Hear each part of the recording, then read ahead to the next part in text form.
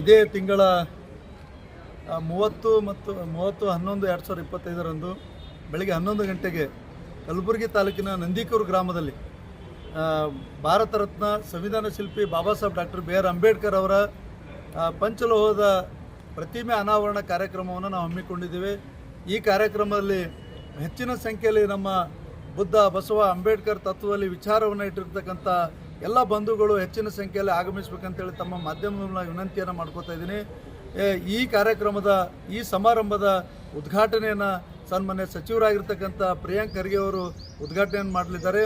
ಈ ಕಾರ್ಯಕ್ರಮದ ಸಾನ್ನಿಧ್ಯವನ್ನು ಅಣದೂರಿನ ಬುದ್ಧ ವಿಹಾರದ ವರಜ್ಯೋತಿ ಬಂತೇಜಿರವರು ವಹಿಸಲಿದ್ದಾರೆ. ಕಾರ್ಯಕ್ರಮದಲ್ಲಿ ಸಂಸದರಾದ ರಾಧಾಕೃಷ್ಣ ದೊಡ್ಡಮನಿ ಸಾಹೇಬರು ಆಗಮಿಸುತ್ತಿದ್ದಾರೆ. ಈ ಕಾರ್ಯಕ್ರಮದ ಅಧ್ಯಕ್ಷತೆಯನ್ನು ನಮ್ಮ ದಕ್ಷಿಣ ಮತಕ್ಷೇತ್ರದ ಶಾಸಕರಾಗಿರ್ತಕ್ಕಂಥ ಅಲಂಪುರ ಪಟೇಲ್ ಸಾಹೇಬರು ವಹಿಸಲಿದ್ದಾರೆ. ಮತ್ತು ಇದೇ ಒಂದು ಕಾರ್ಯಕ್ರಮದಲ್ಲಿ ಭಾಳ ವಿಶೇಷವಾಗಿ ಈ ನಮ್ಮ ಸಮುದಾಯದ ಯಾವುದೇ ಸಂದರ್ಭದಲ್ಲೂ ಕೂಡ ದಣಿವರಿಯಾದಂಥ ಕೆಲಸವನ್ನು ಮಾಡಿರ್ತಕ್ಕಂಥ ನಮ್ಮ ಡಾಕ್ಟರ್ ವಿಠಲ್ ದೊಡ್ಡಮನಿ ಅಣ್ಣವರಿಗೆ ವಿಶೇಷವಾಗಿ ಸನ್ಮಾನವನ್ನು ಇದೇ ಕಾರ್ಯಕ್ರಮದಲ್ಲಿ ನಾವು ಹಮ್ಮಿಕೊಂಡಿದ್ದೀವಿ. ಈ ಒಂದು ಕಾರ್ಯಕ್ರಮದಲ್ಲಿ ಇನ್ನೋರ್ವ ಸಚಿವರಾಗಿರ್ತಕ್ಕಂಥ ಡಾಕ್ಟರ್ ಶರಣಪ್ರಕಾಶ್ ಪಾಟೀಲ್ ಸಾಹೇಬರು ಆಗಮಿಸುತ್ತಿದ್ದಾರೆ. ಅದೇ ರೀತಿ KKRDB ಅಧ್ಯಕ್ಷರು ಜವರ್ಗಿಯ ಮತಕ್ಷೇತ್ರದ ಶಾಸಕರಾಗಿರುವಂಥ ಅಜಯ್ ಸಿಂಗ್ ಸಾಹೇಬರು ಕೂಡ ಆಗಮಿಸ್ತಿದ್ದಾರೆ. ಮತ್ತು ಉತ್ತರ ಮತಕ್ಷೇತ್ರದ ಶಾಸಕರಾಗಿರ್ತಕ್ಕಂಥ ಕನೀಸ್ ಫಾತಿಮಾ ಮೇಡಮ್ ಅವರು ಆಗಮಿಸ್ತಿದ್ದಾರೆ. ಮತ್ತು ನಮ್ಮ ಕಾಂಗ್ರೆಸ್ ಜಿಲ್ಲಾಧ್ಯಕ್ಷರು ಹಾಗೂ MLC ಆಗಿರ್ತಕ್ಕಂಥ ಜಗದೇವ್ ಗುತ್ತೇದಾರ್ ಸರ್ ಆಗಮಿಸ್ತಿದ್ದಾರೆ.